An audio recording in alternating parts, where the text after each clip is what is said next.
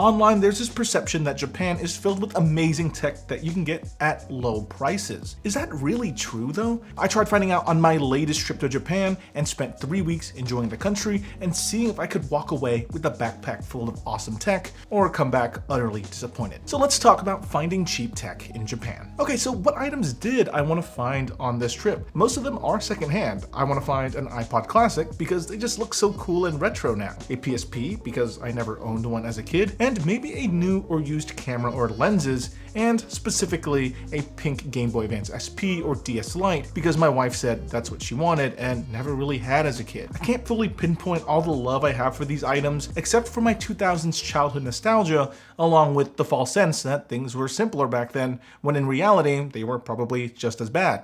I was a kid, I didn't know any better. I also made sure to try and check out stores that sold new tech too, just to see how much new things cost over there compared to what I'm used to here in the States. So, how did it go? During my trip, I went all the way from Tokyo to Hiroshima, and with a few different stops in between. And throughout this journey, I visited 3 different types of tech stores. Secondhand stores, stores that sold both used and new tech, and just major retailers that sell plain old new tech. And each one was so unique and different from what I experienced daily here in the United States. So let's start with the secondhand stores, and the biggest one as well, Hard Off. Very funny. What are you, like 12? I heard you blow air out of your nostrils. Hard Off is the parent company of many different off-branded stores. These are stores that all focus on second-hand goods. So there's Hard Off, Book Off, Hobby Off, Mode Off, Liquor Off, Garage Off, and of course, who can forget, Off House. Since they all specialize in different types of secondhand goods, for tech, you'll primarily want to focus on Hard Off, which focuses on hardware and electronics. But you can often find a small selection of electronics at Book Offs too. But like the name implies, it's primarily focused on books, and the smaller Book Off stores will have very little, if any, selection of electronics. There were at least a few of these stores in each city that I visited, so it was easy to make a little time during my vacation to just stop by and check out their stock. And genuinely, it led to some shocking discoveries. The first one I visited on my trip was in Kanazawa. This is a city on the west coast of Japan that has some traditional charm that isn't anywhere near as touristy as Kyoto. And that's where they had an eco-town. It has a Hard Off, Hobby Off, and Off House all in a single building. And this is where we found a bunch of the things that I was looking for on my list. And just a bunch of cool things that I wasn't expecting to find at very low prices too. I felt like I hit the jackpot here. In many of these secondhand stores, the item will have these little cards with a short description of what condition it's in. Obviously, this little piece of paper is in Japanese, but Google Translate gives you a good enough idea of what it's saying. I spent significant time in many of these different Book Off and Hard Off stores, and this initial experience kind of elevated my expectations of all the off stores, that they'd provide similar selection and really good pricing. But I was wrong. Every other off store we went to, in Tokyo, Kyoto, Osaka, and even Yokohama, pricing was pretty close to what you'd find online in the States on sites like eBay. And oftentimes they were even pricier than that. So really, it seems like the further away from the touristy locations that you do get, the easier it is to find a deal at these off stores, kind of like what I did in suburban Kanazawa. But how did I manage to research and navigate around without relying on the expensive data plans that my mobile carrier charges me for international travel? Well, let's ask Jimmy in the past while he was still in Japan. Well, with today's sponsor, UBIGI, and their eSIM services. UBIGI is an app that you can download on your iPhone or Android device before you travel internationally that enables you to download a reusable eSIM that lets you pick data plans to over 200 different destinations around the world. Just make sure that your phone is eSIM compatible and unlocked to accept different carriers. Once I arrived in Japan, I just turned on the eSIM line on my phone, and my purchase data plan just worked instantly. They're also the official eSIM partner of the World Expo that's happening in Osaka, Japan right now until October 13th. And for me personally, I've used UBIGI multiple times the last few years when I traveled internationally. UBIGI makes it so nice to have fast data integrated directly into my phone, and since their plans are hotspotable, I can connect my other devices and I don't need to carry around a little Wi-Fi hotspot with me at all times and making sure that that thing stays charged. Here in Japan, they use both the NTT Docomo and KDDI networks, and the data has been pretty much working wherever I am in the country. From Hiroshima all the way up to Tokyo, my UBIGI data plan has been working the entire time with fast speeds. I'm pretty sure I would be lost in this country without a data plan, and this video would be a huge freaking mess. If you're traveling internationally soon and want an easy way to stay connected to everything, download UBIGI and use promo code Jimmy to get a 10% discount on any data plan. And thanks again to UBIGI for sponsoring this portion of the video and making this all possible. Okay, so this leads me to the next secondhand chain that we visited, Suruga-ya.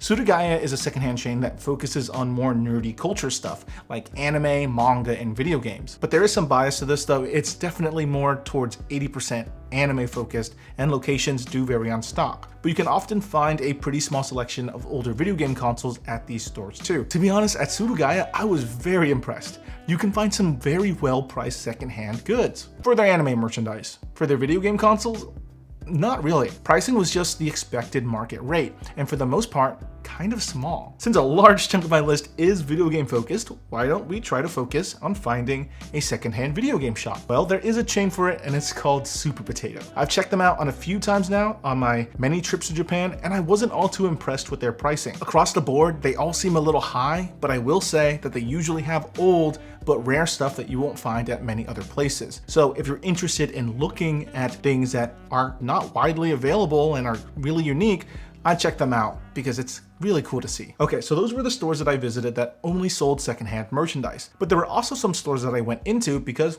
hey, they sold both new and some recently old stuff. And by recently old, I mean like the last decade. So if I was looking for something, I could go in, buy an older version with it, or buy the new bright and shiny version of it, whichever I'm feeling that day or whatever my wallet allows. Either way, you walk away with something new to you. And for that purpose, I found two really cool stores. The first one was Sofmap. Sofmap is a chain of electronics-focused stores that have a wide selection of both new and used electronics. Their selection primarily focuses on personal devices like PCs, Macs, phones, and tablets. You know, the stuff everyone uses every day, along with the little accessories for them.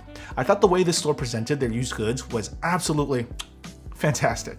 They had all their used stuff either all laid out in the open or well presented in glass cases, with each one having very detailed information on the status of the device, like the model, specs, accessories, a rating for the condition, the current operating system, and a QR code to view the listing online. And oftentimes they'll even tell you the current battery percentage. Literally every bit of information you could want is all in front of you to make your purchase easier. There's several of these across the country, and I loved making a quick stop at these. Their pricing though was also pretty close to the going rate for the products I looked up. So no sweet deals here, just fair ones, which again is fine, but we're looking for great deals here. So in the search for that iPod Classic, I was struggling a bit and wasn't finding anything that I was happy with in the secondhand stores. So for the iPod Classic, I wanted to focus on stores that were more audio focused, and I ran across earphones. And wow, I'm glad I did. If you're an audiophile and in Japan, you need to check this place out. They have a wide selection of used and new audio equipment, a floor where you can make your own headphones, and even a place where you can listen to music on the device you're interested in buying before making your purchase. It's audio heaven. My own phone footage does not do this place justice. I highly recommend checking it out if you have any interest in audio. Sadly, this place did not have any iPod Classics, but it did have a lot of other newer audio devices like those Android Sony Walkmans. I'm sorry guys, I'm out of my element in this store. I'm not a huge audio person. It's really cool though, but for tech that I'm not personally that knowledgeable in, so my insight is a little vague. Okay, so far we haven't found too many great deals, some here and there, but what about new tech? Tech that you'd want to purchase at home, but instead in Japan. Can we get those cheaper? I tried to find out by going to two of the biggest electronics stores in Japan, starting with Yodobashi Camera in Akihabara. For those who don't know, Yodobashi Camera in Akihabara is massive with 9 floors of mainly tech shopping. You can find pretty much any kind of tech you're looking for here. Phones, computers, charging accessories, phone cases, smartwatches, rice cookers, cosmetics, every camera imaginable, stationery, luggage, a Uniqlo, restaurants. Basically, it's a giant tech store that houses even more than just tech. Imagine if Best Buy, Micro Center, and Fry's Electronics merged together and had a sprinkle of Sephora and Walmart in there.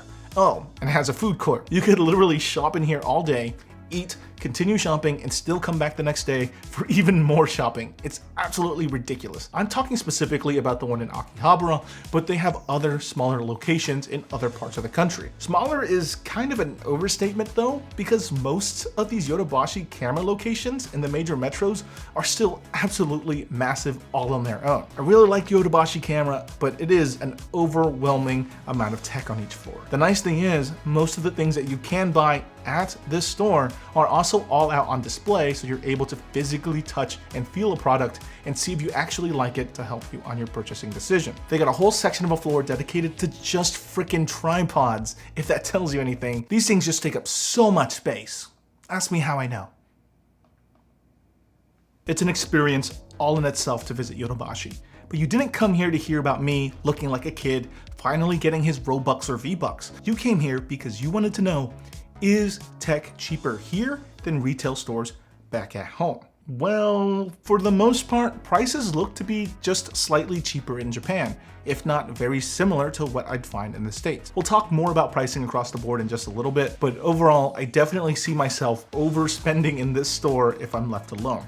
So let's move on. Besides Yodobashi, there's other major players in this space too, like BIC Camera. BIC Camera also has large stores like Yodobashi, but they're usually just a little bit smaller, but also more plentiful across the country. They also own that used and new mixed store that we talked about earlier on, Sofmap. BIC Camera's selection, I would say, gets pretty close to Yodobashi's, and it covers all of my major tech needs. It's really like Yodobashi without the overly excessive selection. Price-wise, also very similar to US pricing, if not just a little lower, like Yodobashi. Okay, so those were all the main stores that I went to during my 3-week trip.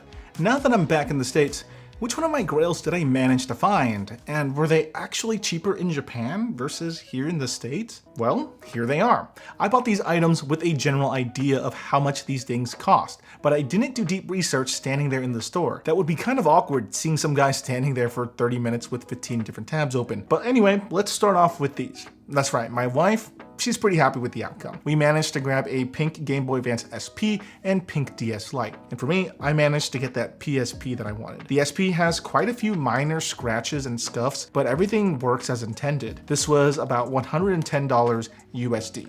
And that's pretty close to what you can find on eBay, honestly. So we really didn't get much of a deal here. For the DS Lite and PSP, they're both in great condition, but in terms of price, the PSP price was very similar to the ones I found on eBay, but the DS Lite was much cheaper. The one benefit is that there was no tax on the Japanese one, but you would have to pay sales tax on the eBay listings if you purchased it from there. So I guess you do save a tiny bit of money on taxes. Okay, cameras. This was a long shot because I was more so looking for lenses for my YouTube cameras, and a lot of them were cheaper in Japan, but we're talking lenses that cost hundreds if not thousands of dollars. I didn't want to end up spending that much money, so it's on me for making a rational choice to not buy something I want instead of caving into those dark thoughts. But let's talk digital cameras. Digital cameras are pretty popular with people that are younger than me right now, and one of my younger family members ended up buying some during this trip, and honestly, they got a great price on it, and it was a cool Japan-only model too. So I guess that item is sorta checked off, just not for me. And lastly, the iPod Classic.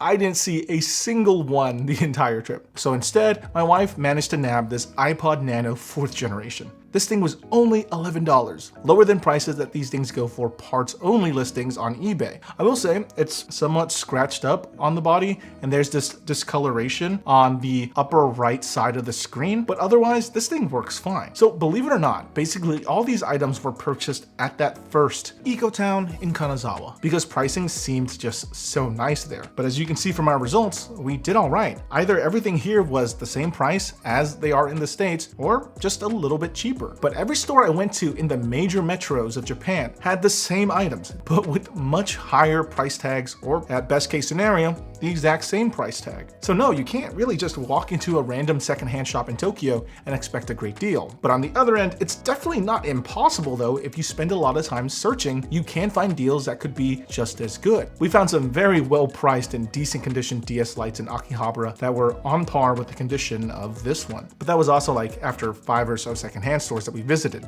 So if you do decide to go that route, it is just a bit more difficult in the touristy locations. So between all the used tech that we did buy and the pricing of new tech that we found during this trip, you can probably tell by now, tech in Japan isn't cheaper. If anything, it's very similar to what you could find in the States. So that led me to think about the big question. Why do people think Japan has cheap tech? There's so many different reasons, but let's start here. The economy. Currently, Japan's yen is weaker than the US dollar. This started around the pandemic era, and so many people were making trips to Japan to get some cheap stuff. And during that very small window, things were actually much cheaper. at least for a little bit before stores quickly started adjusting prices to match. We live in a global economy and Japan is a huge tourist destination, so these price adjustments were of course gonna happen sooner or later. If a tourist comes over and buys all the cheap stuff, things will naturally get more expensive. Also, in the US, when you buy something, the price tag doesn't show the tax amount, so you're not seeing the full exact price. And so we all subconsciously think that we're getting a better price than we are in the States. In Japan, prices include tax on the sticker. Combined with the fact that as a tourist, you can make purchases tax-free, it really does, at times,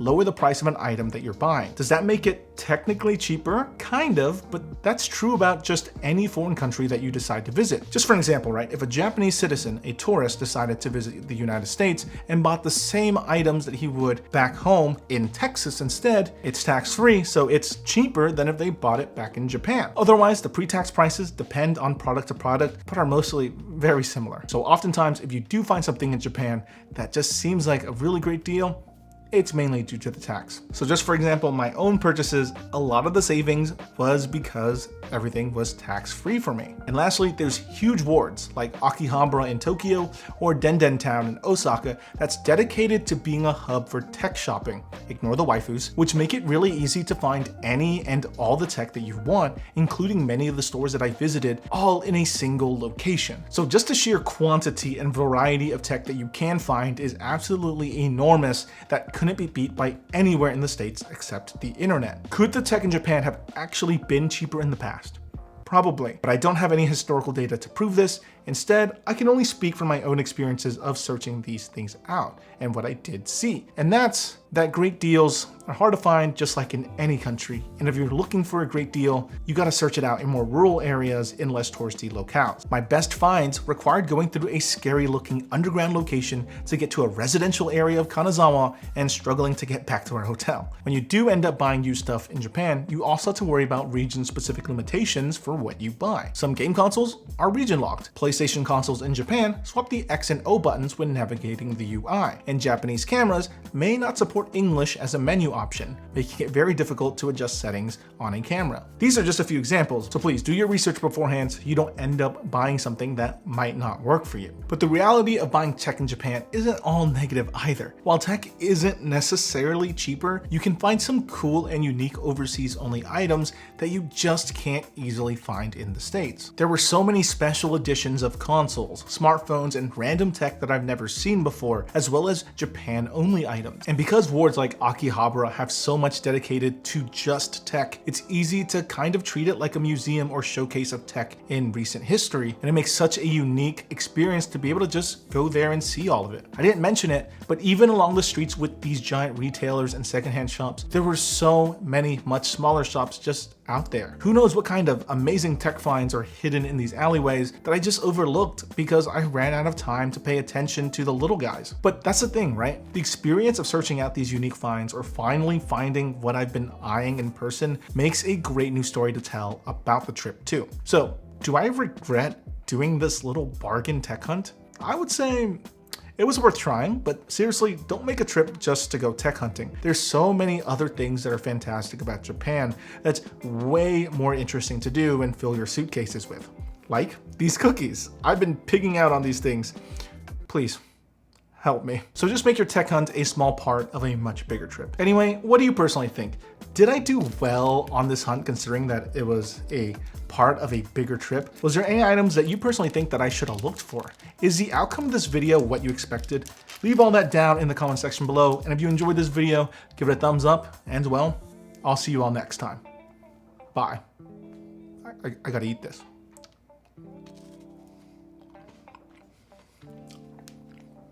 This was the best purchase I made the entire trip.